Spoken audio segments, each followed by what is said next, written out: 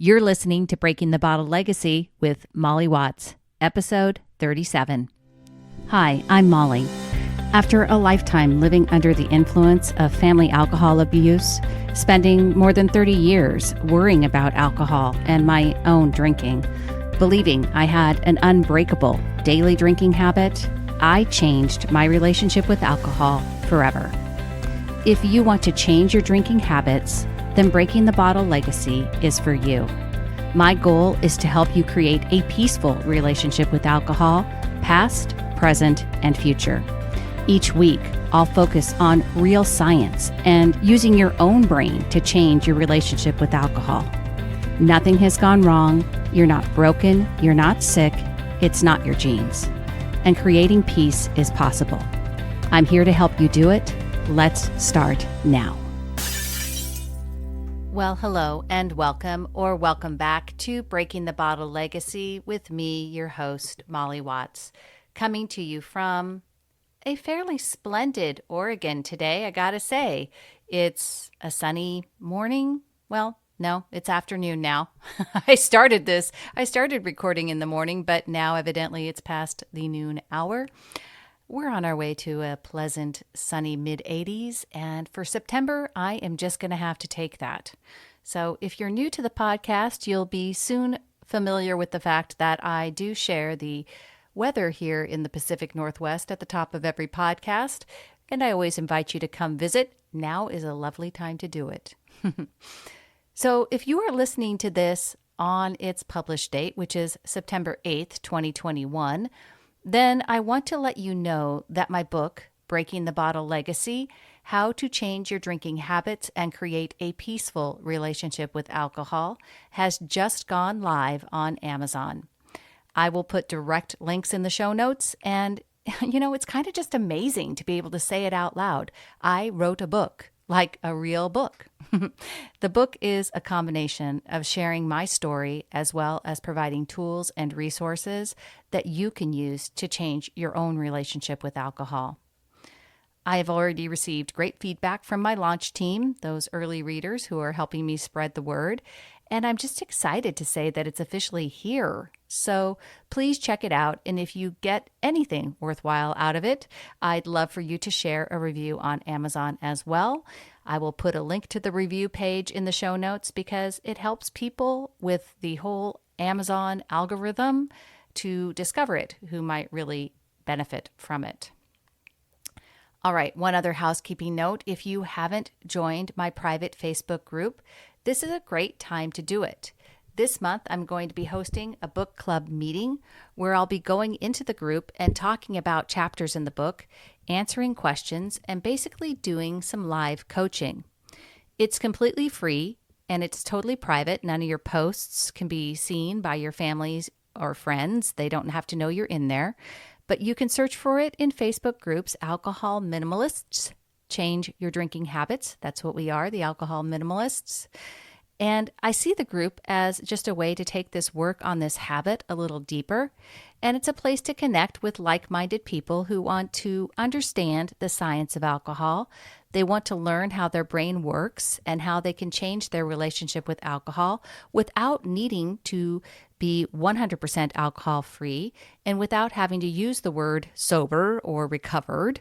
But they want peace with alcohol because they no longer are using alcohol to try to change how they're feeling, and they're drinking to low-risk drinking limits. There's always a link in the show notes, so I hope to see you there. Lastly, on the housekeeping front, if you have any questions you'd like answered on the podcast, please shoot me an email, molly@mollywatts.com. That's Molly with a Y and Watts with an S. I'd love to hear from you, and I always answer all emails myself, so please let me know how I can best help. Thank you so much for being here. Thanks for sharing your time with me.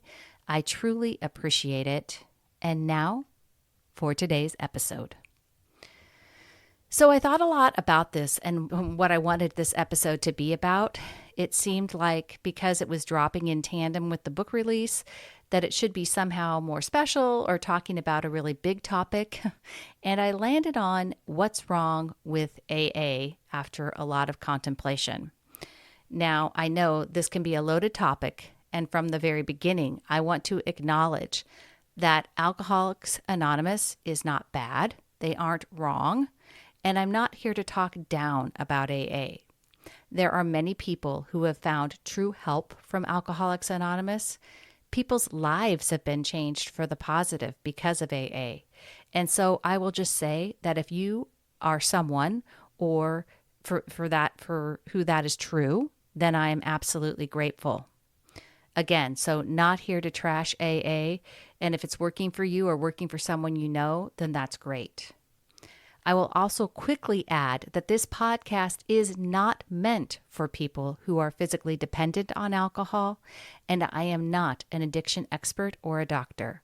So while I'm going to be talking about Alcoholics Anonymous a bit today, it's really from a historical perspective and as a thought leader for alcohol use and why I see that as problematic for habit drinkers. It's also important to me because for those of you that have listened to this podcast for a while, you know that I'm an adult child of an alcoholic. And my mother went through multiple different rehab recovery programs, all of them based on the 12 steps, and including a 9-month stay in a long-term recovery program at the age of 77. She drank 3 weeks after she came out. I want to be clear, though, again, that my mother's inability to succeed with AA doesn't mean that I have an automatic negative association of AA. It does mean that I wanted to understand and learn more about it and explore why it hadn't worked for her and for so many others. So that's kind of why this topic is coming today, because this book that I wrote is really the culmination of years and years and years of me researching alcohol, trying to understand first my mother's addiction, and then trying to understand my own illogical drinking habits. So, and AA was a big part of all of that research, and it's a big part of the collective mindset that we have about alcohol. We have to explore why that is and whether or not it should be. And that's really what I want to talk about today. Addiction specialists cite success rates for AA at between 8 and 12%. Now, Alcoholics Anonymous says that those numbers are different.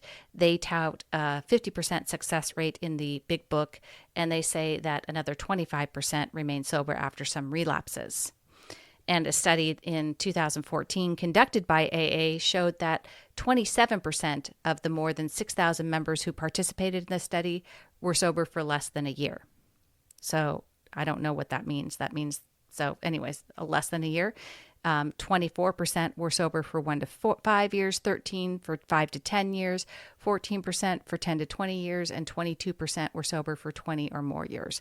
So when you add all that up, it's got to be close to 100%, I guess. I don't know. But anyways, I'm really not here to decide whether or not and focus on how successful AA is or is not. But moreover, I want to talk about the image and perceptions of alcohol and alcoholism that have become part of the collective consciousness because of AA's prevalence.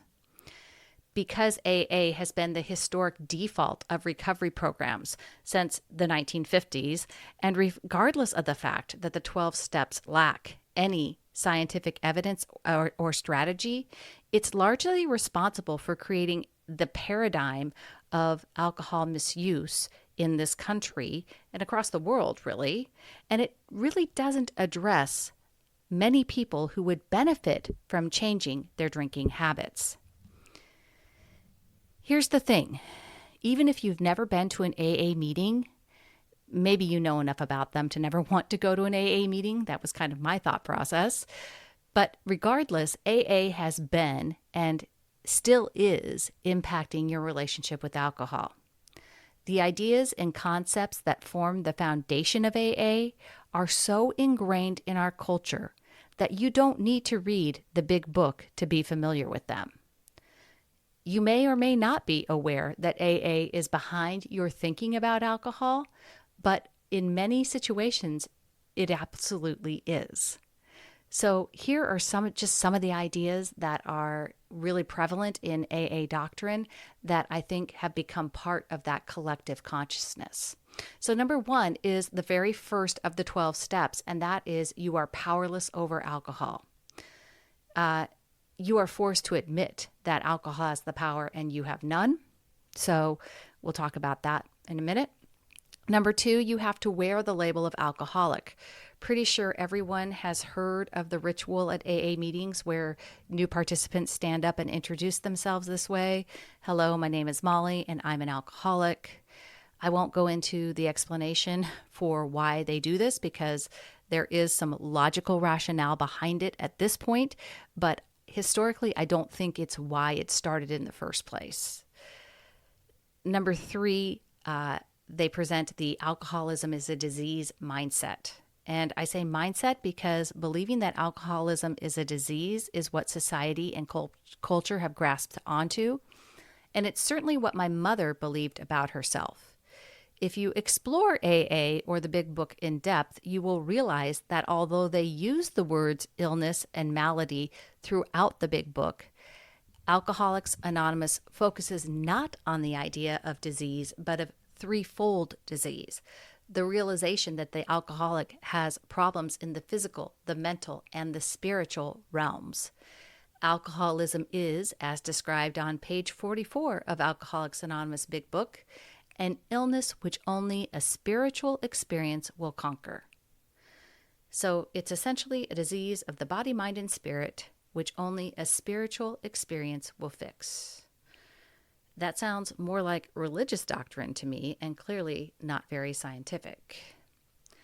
And lastly, and fundamentally, the most pervasive idea from AA is that there's only one solution to an alcohol problem, and that is abstaining from it. Forever, full stop. Abstinence is the only answer for AA members. It's why they count days. It's why they collect chips. Everything is focused on never drinking again. The problem is that these ideas have become a part of our collective narrative on alcohol, and without realizing it, even though you might not identify as someone with severe alcohol use disorder, it's our new way of saying alcoholic, the black and white thinking behind AA unconsciously may be fueling your own daily drinking habits. In my book, I share some of the history of how AA came to be so powerful in the United States. Here's what I wrote. AA had become a cultural monopoly, and although the organization lacked any scientific backing, research, or clinical experience to support its methods, AA had spread like wildfire through a country desperate for hope at the end of Prohibition and in the midst of the Great Depression. It became immaterial whether AA worked well or worked at all. It had claimed its place as the last best hope for beating the mighty specter of addiction. It had become the indispensable treatment, the sine qua non of addiction recovery in the United States. And science looked away. The reason AA's definition of alcoholism and maxims for treatment are so important isn't because they are true or because the program works. It's because AA was embraced by society and adopted into policy almost blindly. Proof of AA's success wasn't scientific, but largely based on members' self-reporting. In 1951, AA was awarded the Lasker Award from the American Public Health Association for outstanding achievement in the fields of medical research or public health administration. The citation makes no mention of any scientific study that might prove or disprove the organization's efficacy, simply declaring its recognition of AA's unique and highly successful approach to alcoholism. According to Lance Dodds, who wrote The Sober Truth, which I reference in the book, by the 1960s, judges regularly mandated AA attendance for drug and alcohol offenders. And AA won a landmark decision in 1966 when two decisions from a federal appeals court upheld the disease concept of alcoholism and the court's use of it. despite the fact that there was a scant precedent for a U.S. court of law to assign itself the power of medical diagnosis. It's important to recognize how influential AA has been in shaping popular belief about alcoholism despite its lack of proven success or research-based findings. AA perpetuated thinking about drinking problems in binary terms. You either had control or you didn't. You were an alcoholic or you weren't. This excerpt actually comes from the chapter titled Losing the Alcoholic Label, and it underscores for me the biggest thing that kept me from addressing my daily drinking habit for decades. I wasn't an alcoholic like my mom. I wasn't physically dependent on alcohol. And therefore, even though there wasn't a day that I didn't worry about my drinking, I wasn't ready to stop drinking altogether. And I believed that that was the only real solution available to me. If I admitted that my relationship with alcohol was a problem for me, then the only solution to that problem was to stop drinking.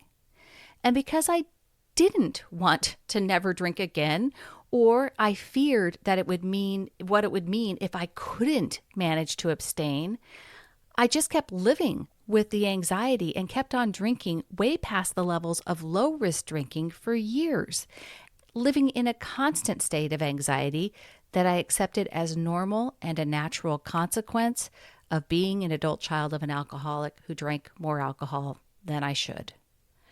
I've talked about some of my other beliefs that fueled that drinking habit because there were certainly others, but I want you to hear the black and white thinking that I had, that either I could or couldn't, I was or wasn't, and the fact that having to declare yourself as an alcoholic was not something that I believe applied to me. And so I stayed stuck in an unhealthy relationship with alcohol for decades.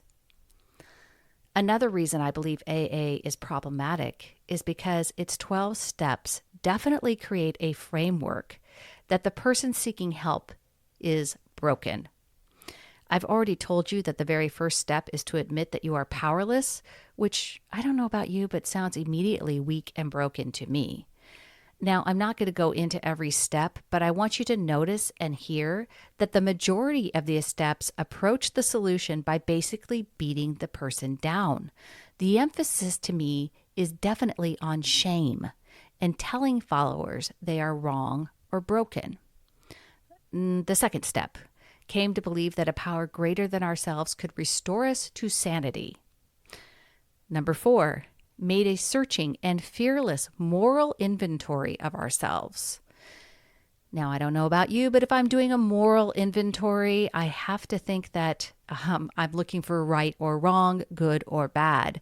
And in fact, the number 5 step admitted to God, to ourselves, and to another human being the exact nature of our wrongs. So in 4, we did a moral inventory, and in 5, we're admitting our wrongs. Kind of like we're looking for it, right? Number 6, we were entirely ready to have God remove all these defects of character. Defects. Broken, right? Number 7, humbly asked Him to remove our shortcomings. So shortcomings, we've got wrongs, defects of character, moral inventory, shortcomings. Number 8, made a list of all the persons we had harmed and became willing to make amends to them all. Number 10, continued to take personal inventory, and when we were wrong, promptly admitted it. And lastly, number 12, having had a spiritual awakening as the result of these steps, we tried to carry this message to alcoholics and to practice these principles in all our affairs. So, lots of, in my opinion, shame-based rationale and reasoning that goes into these 12 steps, that basically if you become so ashamed of your behavior, you'll turn to AA to help you change your habit, right? Change your drinking. And the last step about spreading the message is one of the reasons why you and everybody else believes that these the rest of those 12 steps are true. And it's why AA doctrine is so much a part of our collective consciousness about alcohol, because they've been out spreading the message. It's how you've been socialized to believe some of this messaging is simply because of the historical presence of AA and how long, and the fact that people who follow AA are out being apostles of the program. You don't also have to go too far into TV shows, movies, books, or even music to hear messages about AA. Again, it's just become part of the societal collective consciousness around alcohol. What I want you to consider is how some of this messaging might be keeping you from changing your relationship with alcohol.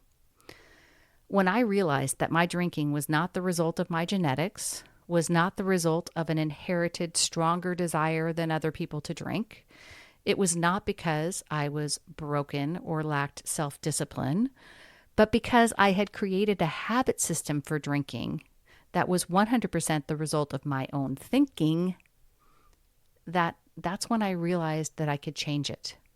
I simply had never learned how my brain worked before, and how my drinking habit was something that I had complete power over by retraining my brain and figuring out how to feel better by changing my thoughts. I want you to get really honest with yourself and ask yourself some questions that might help you uncover some of your own unconscious thinking about alcohol, possibly and probably that have been there, from AA, and what having a problem with alcohol might mean to you. Number one, do you see your inability to change your drinking habits as a sign that you are weak, broken, or bad? Where do you think that came from? Do you believe that the right answer to changing your relationship with alcohol is abstinence? Where do you suppose that might have come from? Do you believe that you are powerless over alcohol because you've tried to change and it hasn't worked? Lastly, does it seem like you are drinking against your will, wanting to drink less, and illogically not being able to cut back or quit? You need to question all of your stories. You need to question the stories you believe about people who drink, about people who drink too much, about people who don't drink at all. Question it all. Do you believe that people who drink too much are weak? Do you believe that people who don't drink at all are virtuous? These are stories, this black and white thinking that AA has really planted into our subconscious, into the collective, into the societal view of alcohol.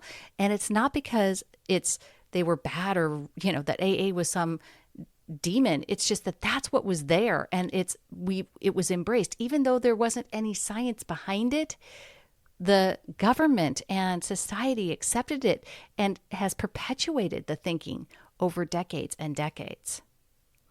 When you think thoughts like, I've tried to cut back before and I've never been able to do it, how does that thought make you feel? Hopeless? Defeated? Uninspired? I have to tell you, that was me for many, many years, and so I totally understand. What I didn't realize is that feeling hopeless was part of the story that AA has helped build around drinking. I didn't realize that feeling hopeless did not mean that I was a hopeless case. I did not realize that I had the most powerful tool for change with me all along, my own unique human brain. I simply had never had the information and understanding on how to use it. Now, again, if you or someone you know has been successful with Alcoholics Anonymous, I am nothing but grateful. I'm not suggesting that a spiritual solution is wrong in any way, and if it resonates with you, then that is wonderful. For me, I needed science. I needed to learn neuroscience and how habits work in the brain. I needed to learn the different parts of my brain and how to separate them and use the different parts of my uniquely human brain to create my peaceful relationship with alcohol. When I did that, when I began to really work with and use the behavior map and results cycle in my life. If you don't know what I'm talking about, go back to episode number 11, which I will link in the show notes. But when I did that, it was really the beginning of true change and real peace. Now, there has been a lot of great work done in the last few years in terms of changing the narrative on drinking. I think of Annie Grace's This Naked Mind, who's really a thought leader, I think, in this space. But there's still work to be done. Hashtag mindful drinking, hashtag intuitive drinking, hashtag sober curious. These are all newer and positive ways for allowing us to examine our drinking habits. But we have a long way to go. And it's simply because, again, it's not because AA is wrong. It's simply because it's been around for so long and because it's really become a part of this narrative that we've learned around alcohol. The things that I think are wrong, I've talked about in this podcast, and that doesn't mean that there aren't right things about Alcoholics Anonymous as well. Okay, my friends, that is all I have for you this week. If you would like to go grab a copy of Breaking the Bottle Legacy, How to Change Your Drinking Habits and Create a Peaceful Relationship with Alcohol, you can find it on Amazon, and there will be links, of course, as I've mentioned before. Until next time, I hope you have a great week. I hope you've had a great Labor Day weekend for those of you in the U.S. And until next time, choose peace. Thank you for listening to Breaking the Bottle Legacy. This podcast is dedicated to helping you change your drinking habits and to create a peaceful relationship with alcohol. Take something that you learned in today's episode and apply it to your life this week. Transformation is possible. You have the power to change your relationship with alcohol now. For more information, please visit me at www.mollywatts.com.